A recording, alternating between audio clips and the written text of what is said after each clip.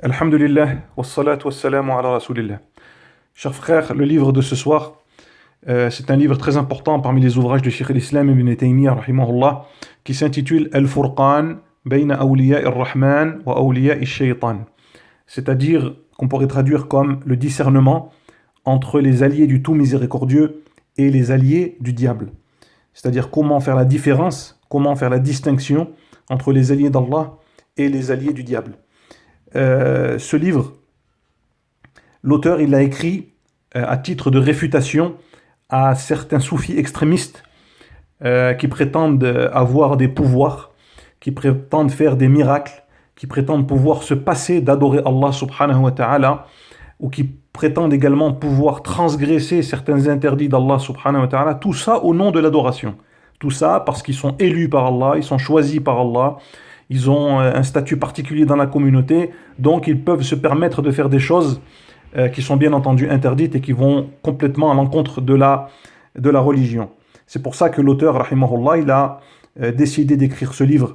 Et ce livre, il l'a introduit justement par une quinzaine de versets, 14 pour être plus précis, qui parlent tous de l'alliance qu'Allah a passée avec ses serviteurs.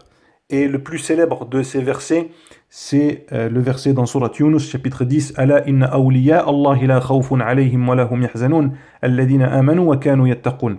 Donc n'est-ce pas que les alliés d'Allah, les amis d'Allah, n'auront pas peur et ne seront pas attristés?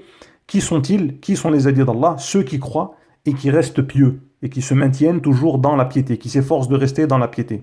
Et également, il y a un autre verset dans Surat Al-Baqarah qui fait allusion à l'alliance qu'Allah Azza wa Jalla a avec ses serviteurs. Allahu waliyyu alladhina amanu. Donc Allah, c'est l'ami, l'allié des croyants.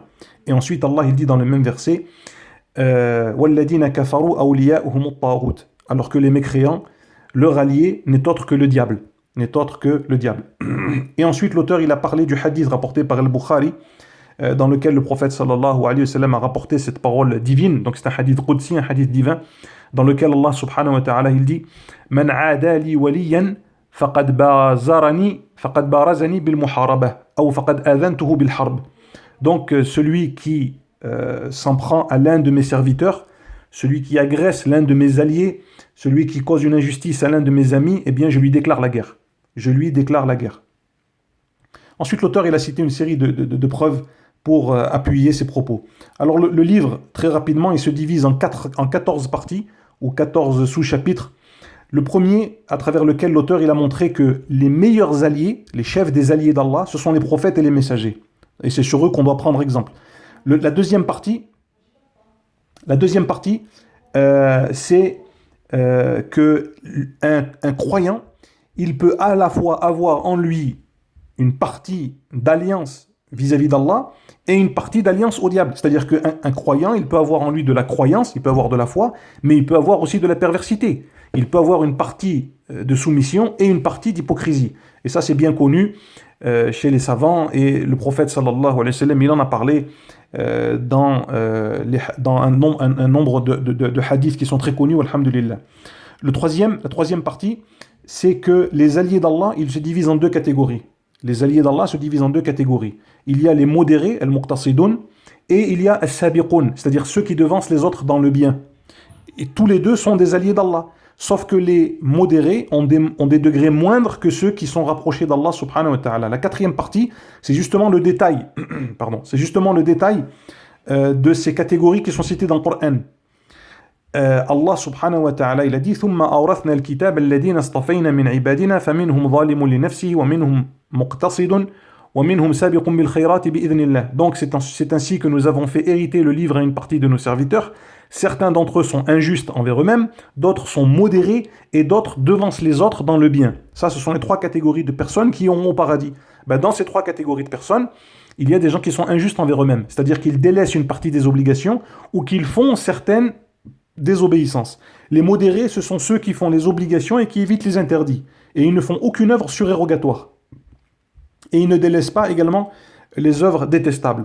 Alors que ceux qui devancent les autres dans le bien, ce sont ceux qui font les obligations, qui évitent les interdits et qui font en plus de cela des œuvres facultatives, surérogatoires et qui évitent même une partie des œuvres qui sont détestables. Donc ça, ce sont les trois catégories de personnes qui iront au paradis par la grâce d'Allah subhanahu wa ta'ala. Ensuite, dans une cinquième partie, l'auteur, il a rappelé que l'une des bases de la foi, c'est de croire aux messagers et aux prophètes.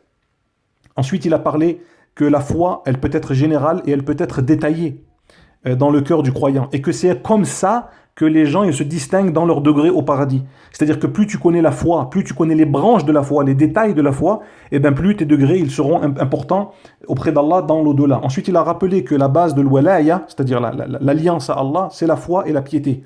C'est la foi et la piété, et non pas la désobéissance et la perversité.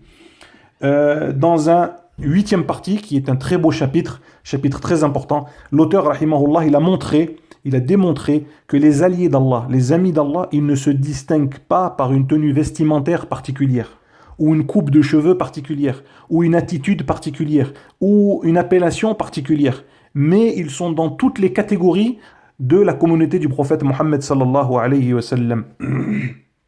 Ensuite, dans une neuvième partie, il a montré que les alliés d'Allah ne sont pas infaillibles, ils sont sujets à l'erreur, comme ce fut le cas pour certains compagnons du prophète sallallahu alayhi wa sallam qui ont commis des erreurs d'interprétation, qui ont commis des erreurs d'agissement et ainsi de suite. Ensuite, dans les parties suivantes, il a parlé, l'auteur, il a fait la distinction entre les miracles, ce que certaines personnes elles prétendent être des miracles, et les signes qu'Allah il a accordés à ses prophètes et ses messagers. Et pour terminer, pour ne pas être trop long, ce qu'il faut retenir de ce livre, c'est que c'est pas tous ceux auxquels Allah il accorde des miracles qui sont nécessairement des alliés d'Allah. Pourquoi? Parce qu'il y en a qui travaillent avec les diables, qui sont les alliés du diable, et les diables les soutiennent. Les diables sont à leur service. Et c'est pour ça que les savants ils disent, ce n'est pas parce que tu vois quelqu'un qui marche sur l'eau ou qui vole dans les cieux qu'il faut considérer que c'est un ami d'Allah. Il faut présenter ses actions, sa croyance, son attitude au Coran et à la Sunna. C'est ça la balance. Voilà les deux plateaux de la balance des alliés d'Allah. C'est le Coran et la Sunna. Si ses actions, sa croyance, son comportement ils sont en conformité avec le Coran et la Sunna, fayurja lahu al-walaya. On espère pour lui, Inch'Allah, que c'est un allié d'Allah. Mais si il fait des choses qui sont en contradiction avec la croyance des plus prédécesseurs et qui fait des choses, des perversités, qui commet des désobéissances et qui délaisse certaines obligations, qui travaille avec les diables et ensuite il vole dans les airs et on dit c'est un allié d'Allah, la abadan, c'est plutôt un allié du diable, ma'adallah qu'Allah nous préserve.